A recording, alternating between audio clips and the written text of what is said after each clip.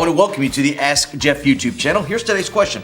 What are your thoughts on the, quote, new perspective of Paul? Well, to be quite frank, I'm not a fan because what we know is the scriptures that the Lord gave us through the Apostle Paul for 2,000 years and the last 500 years of specific interpretation through what we might call a lens of Protestantism has been pretty stable, true, and shall we say it has had fidelity to the whole of Scripture, both within a respective letter of the New Testament and the Bible as a whole. So for those of you going, what is this new perspective of Paul?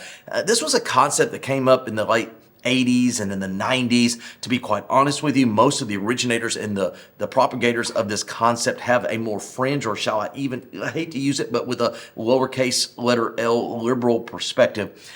Basically, the concept of justification by faith alone through grace alone, or by grace alone through faith alone, is not uniquely Paul, and it was not his main emphasis. In other words, it's almost taking what we know as the Protestant Reformation and turning it in a reverse or 180 degrees.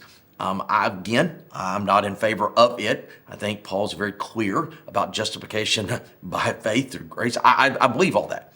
Just read his writings.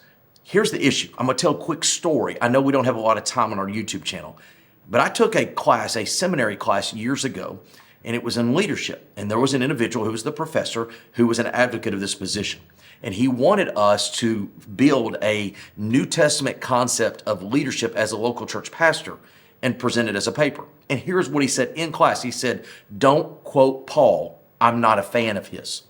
At the end of the day, if you'll research those advocating this position, most of them are advocating a position or a theology that wants to pull back from what we might call the soul liberty that the Reformation fought for, and the fact that we have the independence to go to God alone through Christ alone.